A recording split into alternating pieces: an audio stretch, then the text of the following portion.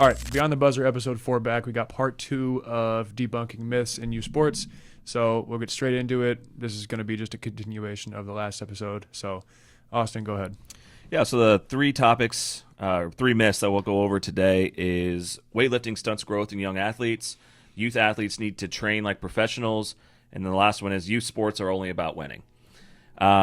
So to get things kicked off, we'll just start with the weightlifting stunts growth in young athletes.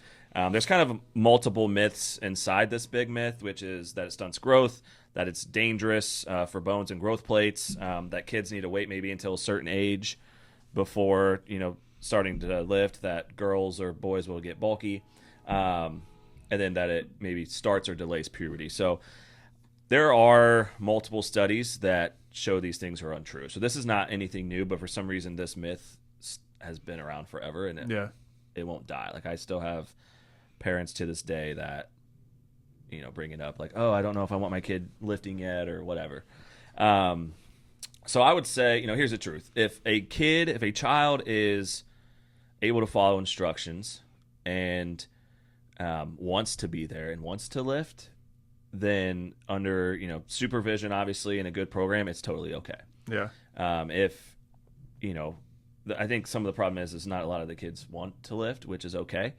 And I probably wouldn't put those kids in the weight room, right? Because that's where they can kind of potentially get hurt if they don't want to be there. Yeah, I mean, if you don't want to lift, you're probably going to get hurt. Yeah. Especially as a kid. Yeah, for sure. So, we'll try to link some of these studies. I'm not going to go through them all, but really like in the early 2000s is when I think a lot of the studies started to come out about how lifting is okay. So, one, for example, is the Journal of American Academy of Orthopedic Surgeons in 2001. They stated evidence indicates that both children and adolescents can increase muscular strength as a consequence of strength training. The increase in strength is largely related to the intensity and volume of loading and appears to be the result of increased neuromuscular activation and coordination rather than hypertrophy. So that alone right there just shows that athletes aren't going to get too bulky or too stiff if they are starting to lift when they're 10, 12 years old. One, because they don't have the testosterone to do so. Two, a lot of their strength gains are more neuromuscular, meaning it's more about like coordination and motor learning and things like that for them. Yeah. I'll link some of these studies and like we can link them to the videos if you're interested in looking more of those. So I guess, to hit on maybe a few benefits of lifting as a child could be like just obviously the coordination and motor skill and movement literacy is really where it comes into play. Yeah, like in the weight room, I don't know. I know you're not a sports specific guy, but sports specific when it comes to like your performance training, it doesn't have to look exactly like your exist. sport. Yeah. Okay. That's another day. I can't explain it. You can. But I feel like, like a squat, for example, that movement pattern it's in almost every sport. Yeah, for the most part. So at least to me, again, I'm not really educated on this. I don't see why you wouldn't want to improve that, right? Or at least become a better mover, and you don't have to put up like 225 as a 10-year-old. No, I think people need to realize too that like lifting as a youth athlete is totally different than lifting as an adult. Right? Yeah, you're not power building or powerlifting. We're not bodybuilding. Yeah, a lot of it has to do with like different force absorption activities, med ball activities, jumping activities, and then obviously like the body weight strength, pull-ups, body squats, and things like that, and teaching the movement patterns. Yeah. And those things are beneficial for young athletes for their sports, right? But also like that's something that they'll do the rest of their lives. Yeah. I know we talk about Matt Wenning a lot. I like him. Like when I was learning about lifting and weights and all that stuff, I learned a lot from him. I know he teaches, or I think he does, box squats to teach kids to squat. Yeah. Is that something you like? Yeah. So we do that all the time. I think box squat is actually one of the most underrated exercises. A lot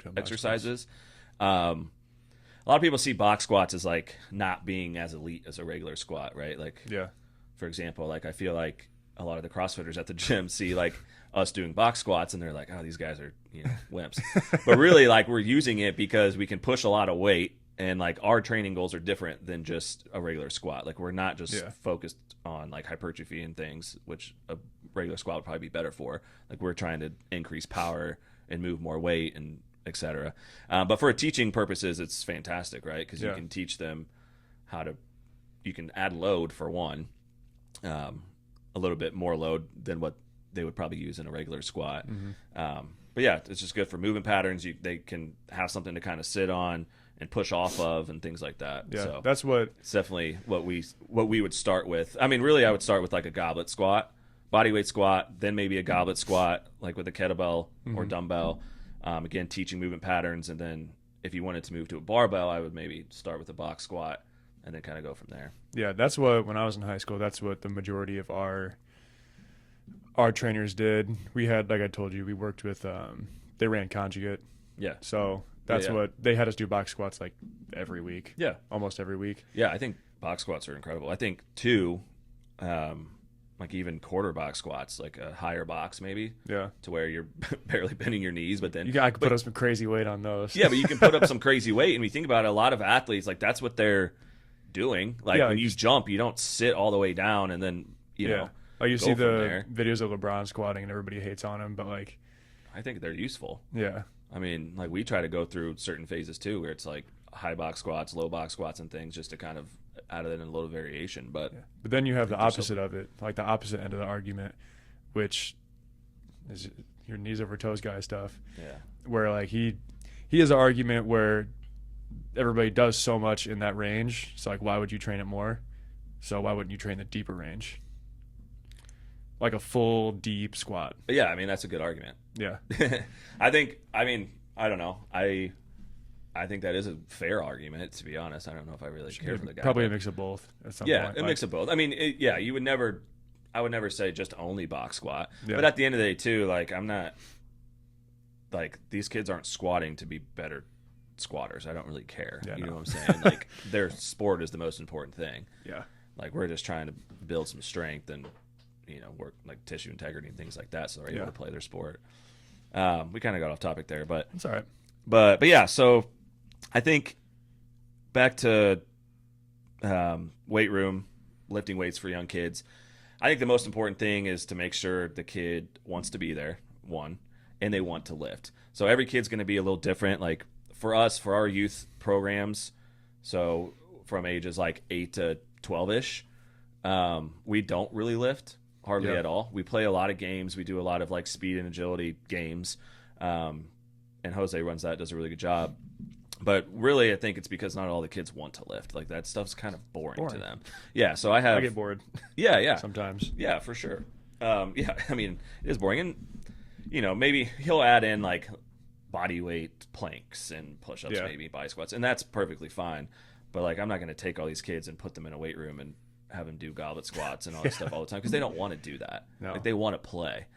So that's important to remember is every kid's a little different. I mean, there are some 12, 13-year-olds that like want to lift. So if that's something they want to do, they're totally fine to do it. And it's not going to stunt their growth. It's not going to do all that. It's got to be a proper program though too. Yeah, obviously. It kind of is going to the same point. Like I told you before, I'm changing up how we do our youth program just because watching my league and all the success it's had and mainly how much fun the kids are having, I'm changing it up to where this is the soft launch of our league change of our change up. It's like I'm getting rid of all of our weekday classes and we're basically kind of doing a spin-off of how we do our league. So like I'll do like 10 to 15 minutes of like your classic basketball drills, you know, like stuff they can go do at home if they really like basketball. And then we'll do like 10, 15 minutes of like tag games, chase games, but with a basketball. Yeah. So like they get that fun play. You're stealing my games. For real, I am stealing your games. I know. All of you parents that wonder where I get some of the tag and chase games, it's from Austin. Yeah, that's good though. I mean, that's sport specific. Yeah, I mean they have fun with it. If you're, as soon as we break out tag, they start having fun. They start laughing. Like that's what I noticed from my end. Like and a kid that's doing that stuff they're gonna get so much more out of that. Yes. Than, to be honest, than just lifting. I feel like at that age. Yes, 100%. Like they're gonna enjoy it. They're gonna want to come back and like we talked about this in like I think it was like episode 1. They'll want to be consistent. Yeah. But yeah, after that we're gonna just play after that. Yeah. Like our classes now, like they're good. but I feel the kids struggle. Kids don't want to work out for an hour. It's the same thing as like it's the same thing as lifting. Like they go hand in hand. Yeah, like they want to play games. They don't want to train for an hour. Yeah. And they don't normally have like the attention span to like learn a whole lot either. Yeah, and they don't need it. Like at that age, they don't need it. Yeah. So they'll learn plenty by making mistakes and it being messy. Like that stuff should be messy. Yeah. Like it should look chaotic because that's them learning. Yeah, and that's what I feel like a lot of coaches get worried about is that it looks messy. So, because like from a parent perspective, you walk in, you might not know a lot about basketball, and you see it just looking like a mess. It's like, what is this place doing? Yeah. But it's organized mess. Yeah. Organized mess, for sure. There's a structure to it on our side of things, but the messiness is how they learn. Yeah. But like, just with our league and how well it went and how much play, like, I'd have to change it. Yeah. Like, I have to change it. The kids, once they can graduate from that weekend league, then they can go into our classes and they can learn. And like, it's the equivalent of like going to lift with you guys. Yeah. Once they get to a certain age where their focus is there and when they're ready to. Or like when, I mean, and every kid is different. We have an 11-year-old who's almost 12. Yeah. He wanted to lift, and I brought him up to our high school class. So he like trains with, a handful of like 13-year-olds.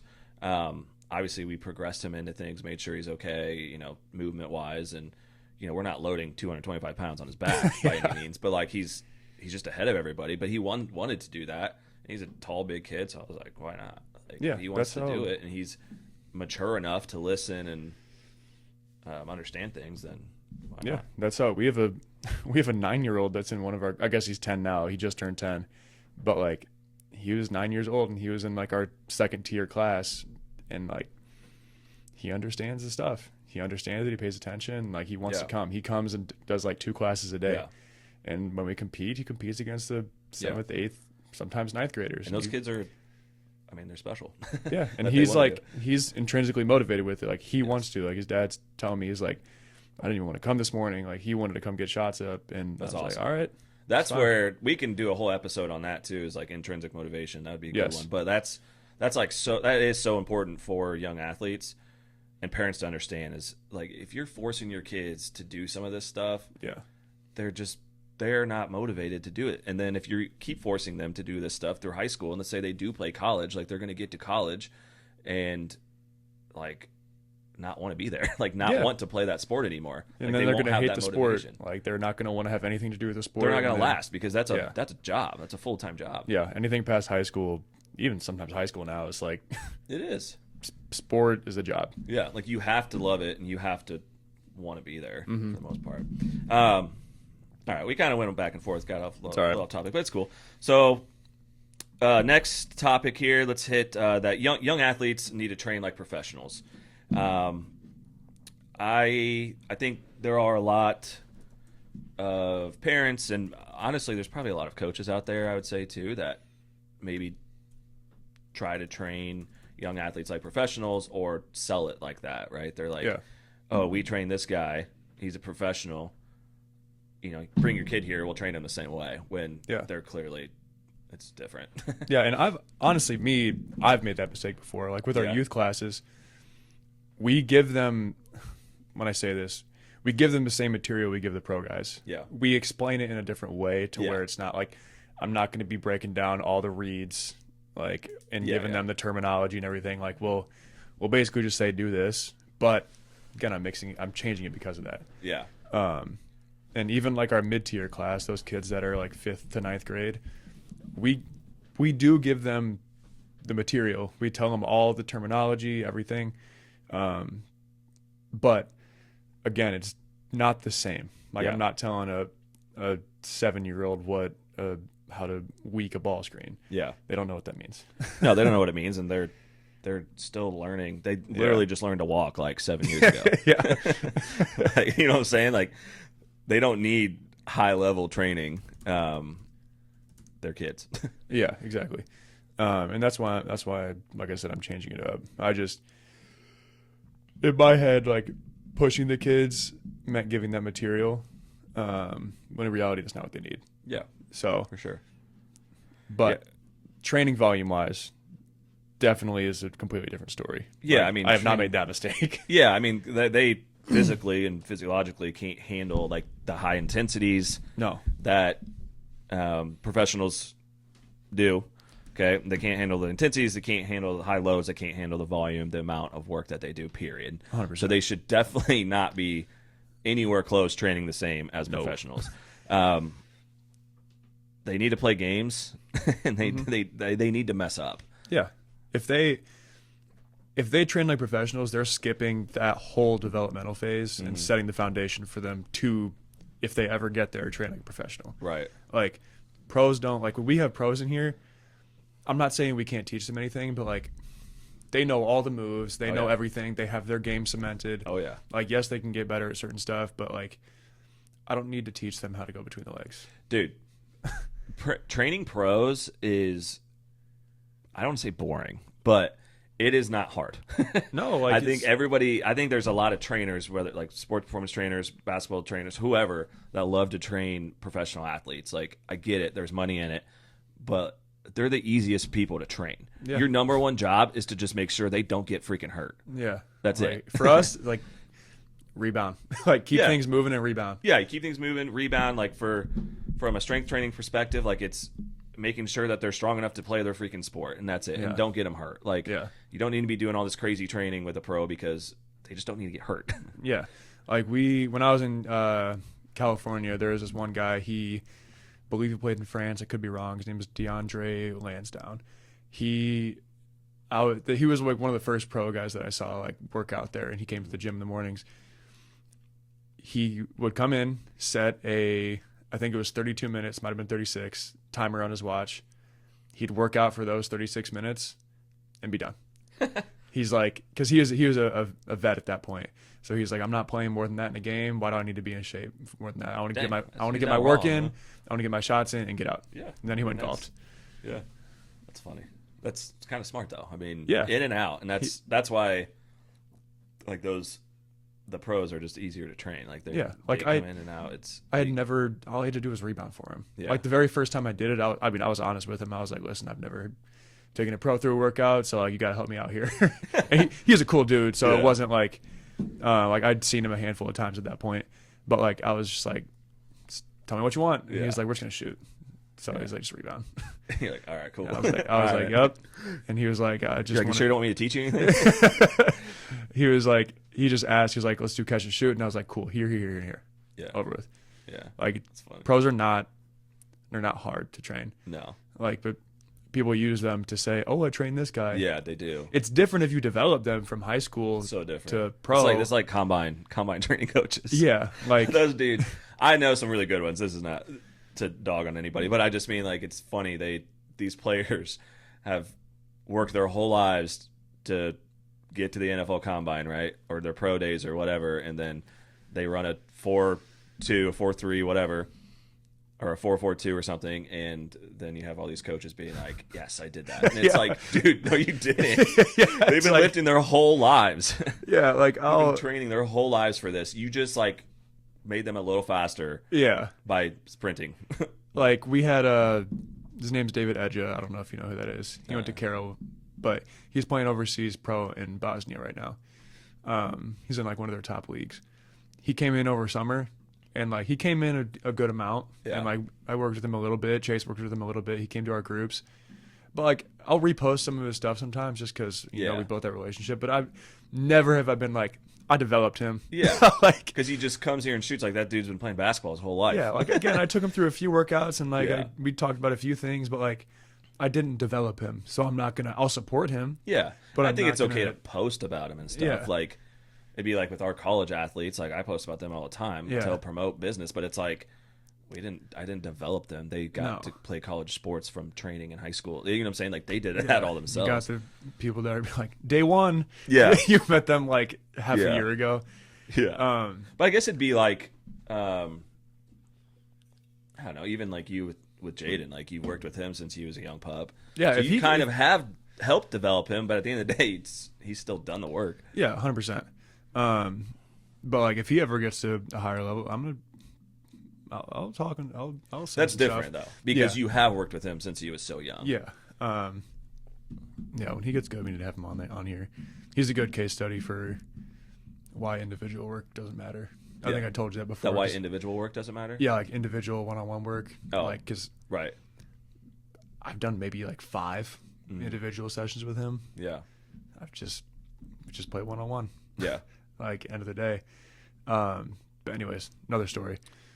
There's a lot of people, back to what we were talking about, there's a lot of people in the basketball world that like will have a pro in, and then all of a sudden their whole brand will become about that pro. Yeah. And like, I understand it. Yeah. I understand it. Yeah. But at the same time, it's like I don't want to market that I train him. I want to market that I'm good. Yeah, that's an interesting topic. That's also off topic of what Yeah, we're I talking. know. But I don't know. Like, that's like that in like the strength conditioning world too. Mm-hmm. Like, Patrick Mahomes' trainer, his name's Bobby Stroop. He does really good stuff, but he kind of built his business off of Mahomes, which is awesome. So I guess if I was ever in that situation, I'd probably do the same. Is what I'm saying. Probably. Yeah. I mean, how would you not? And he's been Right. training him since he was a young kid. So it's like, and now he. If he's been training him since he was a young kid. He's been training him since he was a young kid, and he's still his trainer. Yeah, because that's and that's the same with Christian McCaffrey's the same way. I can't remember that's the your guy's proof name, as a but- trainer. Like, if you have trained Mahomes since he was a kid, now he's that. Yeah, Like, yeah, For I sure. 100% do that. But it's different if like you get him when he's in the pros. yeah. Or Pat Mahomes comes to Matt Apple right now, and I'm like, oh, Yeah, guys, guess what? yeah, that's true. But no, there's a trainer in the basketball world. His name's Drew Hanlon. He's a guy that I respect a lot. Like, Jason Tatum is one of his guys, and like he posts about him and everything. And I actually didn't know this until not too long ago. Like, he trained Jason Tatum since he was in high school. That's sick. Yeah. So like when he posts, I think Bradley Beal too, and like those guys, like he can promote them all he wants, 100%. Like he developed them. Yeah, 100%. yeah, Like, so he can post about them all he wants. He has the complete right to. Like, yeah. For it's sure. not like he just got them. Even if he did just get them in the pros, and like you see year over year growth, then like, Yeah. okay. But he's a guy in the training world that I really respect, because I like how he handles himself and does things. Yeah. But yeah, kind of got off topic with that. Yeah. So Sorry. yeah, no, it's all right. That's a good conversation. Basically, training pros is easy and training kids is not. Is what we said. Yeah, like, which is the truth. I mean, I think it's way harder to develop a youth kid, right, or even a high school kid, like youth kid, really though, and see improvement than it is a professional athlete. Like you said, with you were rebounding for that guy, like you didn't do anything. No. He already knows how to play the game. He knows how to shoot. Obviously, like it'd be the same in the weight room too. They know how to do all that stuff. Yeah. It's just a matter of giving them a program to do, and they Yeah. follow it to stay in shape or whatever. And like that's what Kylon says sometimes. He's like, listen, I know all this stuff. Like, when I say that, he's very willing to learn. Yeah. Like, he doesn't come in here like acting like that. He's Yeah. very, very receptive. I love training him, but he's like, a lot of the time I just don't want to think about the workout. Yeah. Like, I just want to do what you tell me to do. Yeah. Like, end of the day. So Sure like, just to turn his mind off and do the workout instead of working out on his own and having Yeah. to think of like What to do. Yeah, think of what's next. That's true. That's true. But yeah, that's how, as trainers, that's how we help the pro guys. Mm-hmm.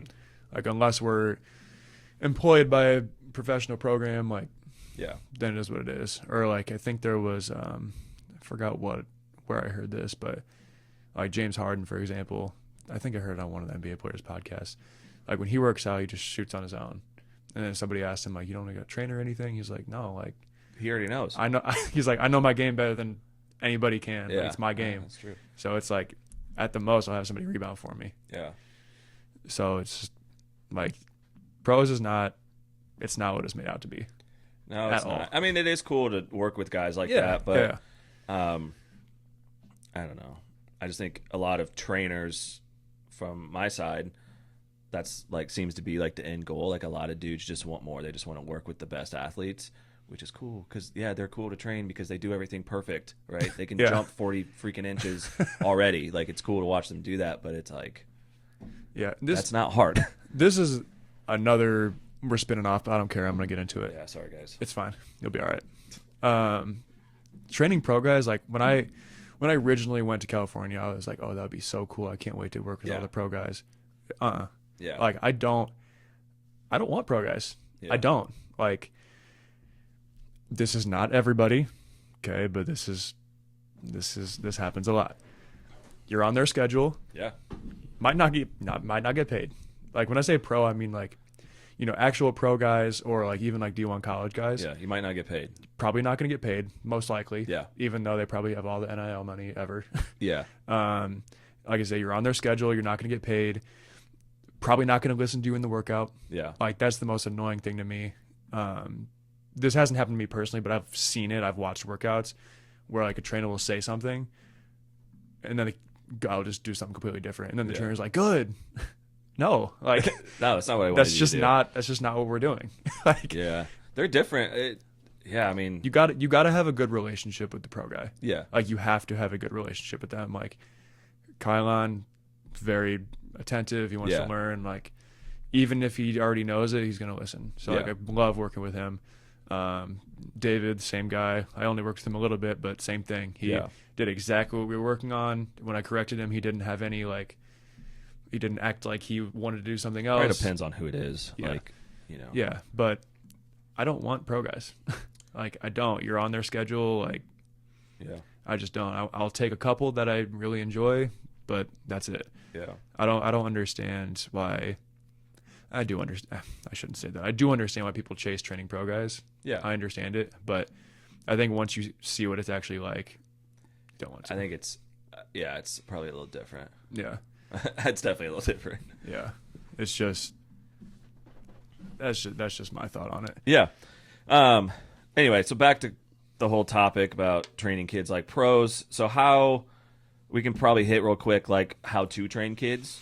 How they should actually Probably be trained versus that, pro, since we did just kind of talk about how to train the pros, which is you just train them like everybody else, but you really try to not get them hurt, and you kind of got to do what they want. All right, back at it. So still kind of discussing the myth of youth athletes need to be trained like pros. We've gotten a little bit off topic, but I think it's important to note that like general training versus specific training. Okay, so youth athletes benefit from like GPP training, right? Basic training, fundamentals, movement patterns, things like that. Whereas professional athletes can be a little more specific in their training, right? Yeah. This is where like sports specific training, I guess, can be a thing, right? Everything they do revolves around their sport. They're like basketball. Like LeBron James is not going to be doing like playing multiple sports and doing other things, right? Like don't need to do that. But as youth athletes, it's important to play multiple sports, which we bring up all the time. They don't need to specialize. If you are specializing early as a young athlete, I think you're leaving a lot on the table. Yeah, to be honest. And if you compare an athlete who plays multiple sports to one that doesn't, the athlete that plays multiple sports, like think about the rich, like proprioceptive environment that kid is getting versus the one that's only playing one sport. Like they are learning a heck of a lot more. Yeah, especially if you're playing like hectic sports, like we talked about this last episode, like basketball, football. Yeah. You're moving, jumping. You're literally that's training right there. Like by playing even tennis. Yeah, for sure. Even tennis. Yeah. So how to train kids, we can hit on real quick. So Dr. Andy Galpin actually just had a podcast. I don't know the name of his podcast, but he just had a podcast about training kids, whether that be strength training or whatever. And he always mentioned games, not drills, which is what we harp all the time. Playing a lot of games, the play first approach, letting them play and learn and make mistakes. Whereas with professional athletes, you wouldn't do that. Yeah. Yeah. Like you said, pros, like if they're a shooter, they just need to shoot. Yeah. Like they have their role. They know what they're doing. Yeah. Like you said, LeBron James doesn't need to do no other sport stuff. They're not spending hours in the weight room. No. Get in, get out. Like if they're a shooter, they get in here. This is a basketball version of the weightlifting. Yeah, for sure. They need to shoot. That's it. Like one of Chase's guys that played D1, his name Jack Ferguson. He said like when he got back with Chase, he was like, I just want to shoot. Yeah. Like I'm not going to do all this off the dribble stuff. I'm not going to do any of that. No, they know what they want. Yeah. And so they just need to do what they need to do. Yeah. And be good at what they need to be good at. Yeah, exactly. Whereas kids, it's a little different, and they need to be doing a lot of different stuff. Yeah. They need to be making a lot of mistakes. Yeah, because that's how you learn. Mm-hmm. Like the pro has already gone through that process. They've already made all the mistakes. They've already adjusted and learned from all the mistakes that kid has made. Yeah, for sure. And you can have, you can have all the fancy tools and gadgets and things like for youth training, whether that be strength training, basketball training, any sport training that you can find, because there's all that stuff out there, and you have a lot of pros using these things, but nothing's going to take place of kids running around and playing games and you know what I'm saying, playing tag and rolling and jumping and things like that. Nothing's going to take the place of that learning. I love watching tag games, like basketball specific, like because kids do stuff I've never seen them do before. I'm like, like they'll hit somebody with the meanest crossover ever. And you're like, dang, dude, I didn't know you did that. For real, I didn't know you could do that. Yeah. No, that's how they learn. That's how they try different things. I mean, it's important for them to, you know, maybe slow it down once in a while, but it's like, that's game-like. You know, you want things to be gamified. Yeah. And it just so happens to be that they have way more fun. Yeah. Like more fun equals like more consistency and better results, period. Like even more fun, more consistency. Go ahead. No, sorry. I was just saying, like, if they're having fun, then they'll be more consistent with it. They'll keep coming to your sessions, or they'll keep coming to whatever sessions it is, and then they'll get better results. Yeah. Even our high school kids, like this is just high school. We just do the same stuff but high school version. Mm-hmm. Like we play games a whole hour. Yeah. Obviously it's more intense. Yeah. Like we'll do game situation stuff. I'll get really creative. I get a little more creative than Kylon and Chase. Kylon and Chase are very like game oriented. I come up with stuff. Yeah. It's fun. Like last night I ran a fire workout. that was nice. That was a good feeling. Yeah, I know. Like you go home, you're like, hell yeah. Yeah, you get done running a workout, you're like, that was sick. And one of the kids is like, that might have been one of my favorite workouts. I'm like, yeah. You're right. Yep. You know it was. Thanks, buddy. But yeah. It just provides the kids space to learn. It's obviously a lot harder and more challenging, but it's the same exact concept. Right. Nothing's different. Like it's just really that middle tier for us where we kind of harp on them a little bit more, so they can build that foundation to where they can then express it in the high school areas. Yeah. And we play in the middle tier too. Like obviously, I'm not saying we don't, but we spend more time learning in that area, because that 5th through 8th grade area is where they start to like, they'll be like, all right, I want to actually learn a little bit. Yeah, they need to. Yeah, at some point. Okay. Cool. Yeah, so that was the second one. Wrap that one up there. So we'll move on to the last one for the day, which is youth sports are only about winning. Ooh, so this is one. Yeah, this is a good topic. I think we could talk a lot about this one. So yeah, we'll see how long it takes. But so first of all, winning is good. Like I'm not saying winning's bad. We're not saying winning is bad. Winning is fantastic. You want to win. We want to push our kids to win and be competitive. That's not what we're saying. I think we're going off of is, you know, you don't have to win every game. Just because you're on a team that's winning games, let's say like a travel team or AAU team, doesn't mean you're developing, and it doesn't mean that, you know, you're going to make the high school team or play in college because your team is winning. You know, like you still got to be good. Yeah. I think that mindset, like when we say youth sports, like I would categorize that as maybe like freshman, sophomore year and below, is that you shouldn't have the I want to only win every game. Yeah. Like you need to understand, again, it just sounds funny saying that. Like if you clip this, people are like, what are these guys saying? I'm going to be careful what I post, because people are going to be like, what are you saying? Like winning's not important. Winning is important, but it's like that's the whole goal of everything, is you want to win. Like, somebody's going to watch this or listen to it and like spin exactly. Yeah, I know. It's fine. But that mindset is very damaging, because if you only focus on winning, you're not going to focus on developing yourself. Yeah. Which means you can't contribute to winning. Yeah. So like the kids that are developing themselves are going to contribute to winning. The development part is what we're really talking about, is like that's so much more important. Like the Indiana Charters organization I talked about last week, like I just love what they do, because I don't know. Some kids are like, oh, you know, they suck. They don't win a lot of games, which I think they did pretty good last year. But the point is like they're so big in development, right? Yeah. Like these kids, they have multiple kids that are playing in colleges, like, you know, going to the next level. And they're growing as an organization, but it's their development part that I just really like. You know, they're able to, I don't know, just everything they do in the off season that other programs probably aren't doing. Like, obviously they want to win games, because the more games you win, more players want to be on that team. Yeah. So that's why winning is important, but it's like they're getting there from their development side. They're taking these kids and developing fully. They're taking their kids because they're off season. Yes, like they're baseball just started. Well, they're in their so high school baseball just started, so travel ball's not going on. So like everything they did for the past, I don't know how long baseball season is, say 9 months in that off season, all their kids are going to be able to go to their schools and now contribute to winning better. Yes. Like that's the goal of being on a travel team, so you can go back to your school and then contribute. That should be the goal. Yeah, yeah. Like unless, like we've had this discussion before, unless once you get to junior senior year, okay, you need to focus on winning, exposure, all that stuff for sure. But the goal of playing travel sports, so you can come back to school and then really focus and contribute to winning. Yeah. So you still have those 3-4 months out of the year where your mind is like, I'm gonna win. So you don't ever lose that. Yeah. But in the off season, then you're like, I need to get better. Yeah. Okay.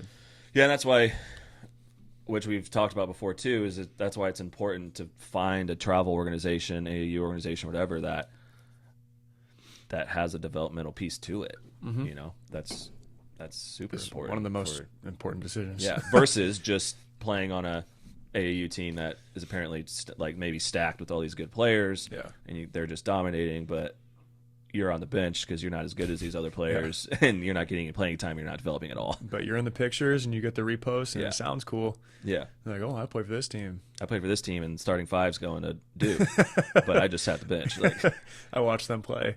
It's like, good job. You just spent $1,500. Yeah. Just to watch. Yeah. Where you could probably be on another AAU team that, you know, has a better development or better developmental program. Yeah. And you're getting better. Yeah. You're playing. It's very simple. Yeah.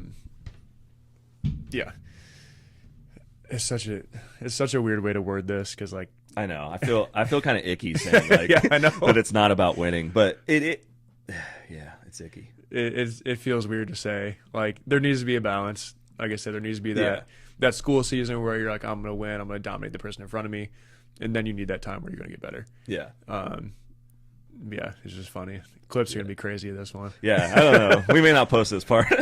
But because, I don't know, it is important. Winning is important. I think we're just trying to say that it's just not all about winning. As a youth athlete, we're just saying, like, youth. Yeah. Like, we're not saying older high school kids, obviously. We're definitely not saying that at the college level either. We're just saying, like, when you're a young kid, like, it's okay to lose. Like, it's just, like, if you have to be on the best team, like, just freaking play, man. If you make it all about winning, you're gonna start playing scared.